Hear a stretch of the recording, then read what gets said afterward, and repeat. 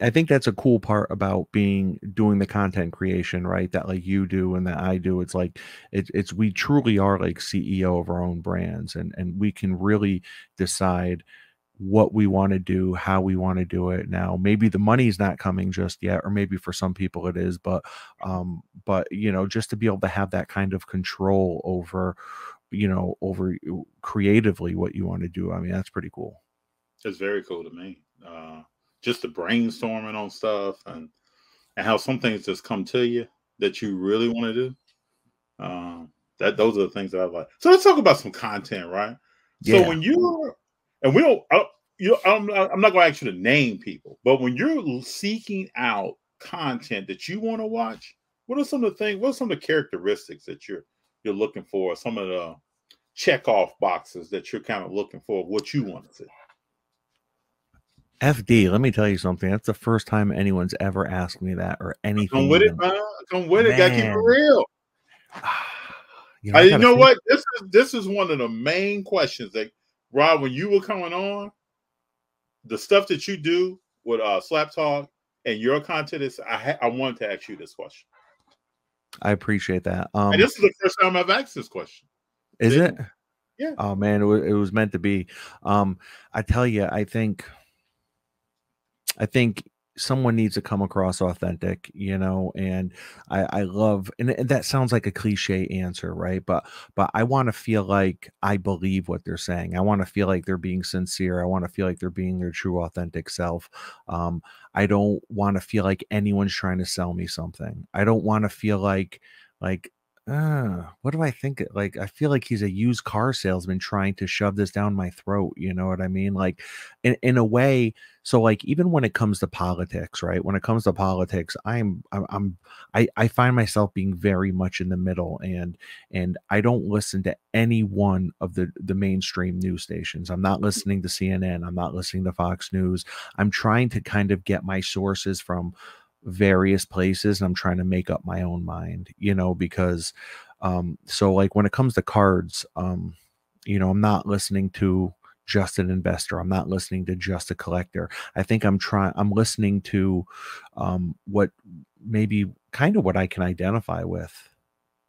I don't know if that makes sense, but I get it. I get what yeah. you're saying. What about you? Well, I mean, that's a great question. What checks off the boxes for you? Someone telling that story, uh, and the story is consistent. We know that the market changes, but I've been collecting for years. I don't know if my perspective on cards has changed. There are certain things that I look for today, 2022, that I was looking for in the late 90s, early Mm, 2000s. It's the same kind of, and I'm gonna be looking for it in the future. You know, I go through a process of looking at. We're talking about athletes, so I'm gonna look at the athlete and find out who they really are.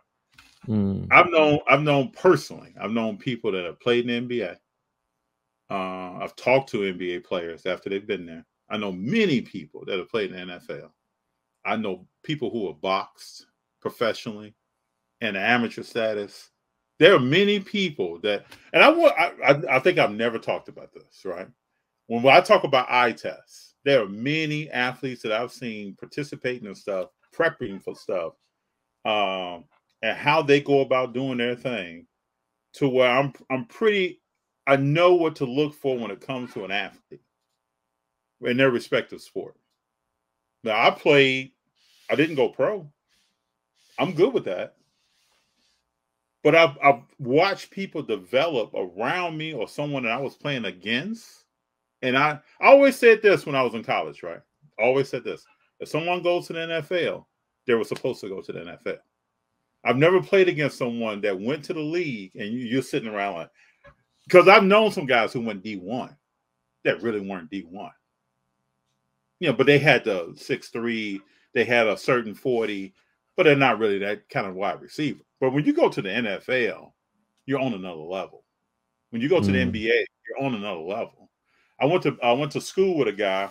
I've told this story before, who rode the bench with Michigan during the uh, Jalen Rose, Chris Webber era. Rode the bench, man. Fab We Five. went to yeah, we went to a rec center and played basketball. This guy was Michael Jordan that day. He was hitting threes, posting people up, dunking on folks. And I think everybody out there should know that if someone has went to a big program, most likely, or if they definitely play professionally at a sport, they're not the normal person walking around. So if you're at a park and you see you got a pickup game with some guy you never knew that played with the 76ers, you better watch out. They're built differently. They do different things. So then I'm looking for that in the eye test when I see someone playing. And then there's the word that starts with C and ends with Y, right? I'm looking for consistency. And if you're not really a consistent player and you're not playing at a high level when the stage is yours, then I don't know if I'm collecting what there. I don't know. So maybe I scrutinize stuff just a little bit more. And it's really only certain athletes. If you think about the last 10 to 20 years in each respective sport, we hear about a lot, but there's only really certain athletes that are game changers in their sport. So let me ask you, what do you think? What's the equivalent of making the NFL when it comes to content creation? What's the equivalent of making the NFL? Yeah. So how do you know when you're creating content? What's kind of like the benchmark? Like, where do you? At what point are you Great like, question. whoa, something's happening here? This is taking off. Are you saying something? And are you showing by example? Well, I think Are there's you a lot really? of people that there's probably a lot of content creators that do that, right? But there might only be 5 people watching them. Yeah, but this is a great segment right now, right? Because I have some thoughts. Yeah, yeah. So if only 5 people watch, let's say you create some content. I create some content. Person X creates some content. It's valuable, teaches something, leads by example. It's something that you would show anyone. Sit down and watch, they can learn from it. It only gets 5 views. There's other content that may not teach much. Someone can't come into the hobby or come into whatever situation it may be. Because I watch stuff about fishing. I watch all kind of stuff. And if that person looks at that and it helps them develop in whatever they're trying to do, but it doesn't do that on this end. The other end it did. 5 people watched. On this end, it really doesn't do that. But 2,000 people watch. What's good content there? I agree. And I mean, I think it's all, I guess it's perception, right? But Yeah.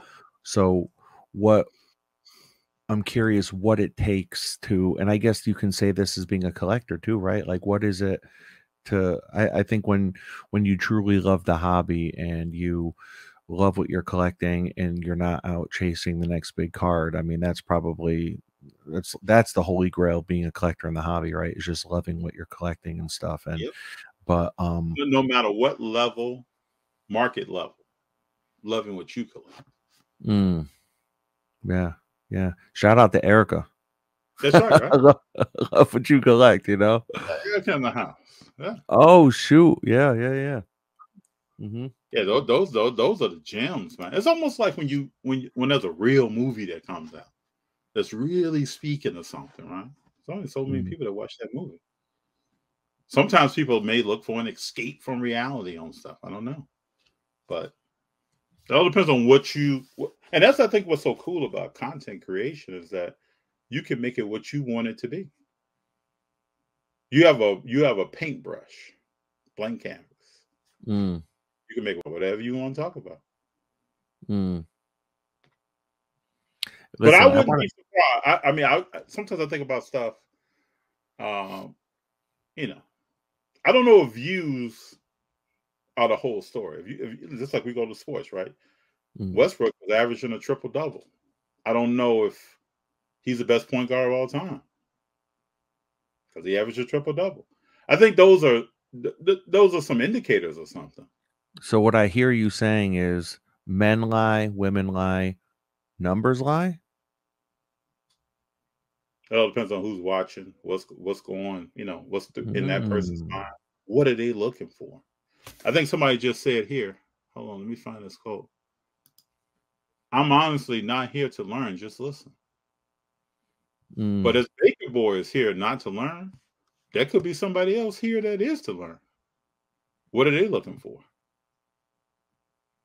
Yeah, and I guess, you know, I think about when I listen to podcasts, I don't know if I always listen to learn. I don't know if I, you know, when I'm consuming content, sometimes I'm just looking for some junk food for the brain, you Yeah. know, and when I'm really in my bag with cards, I just want to consume content. When I'm like in it hardcore, in it heavily, I just want to consume content.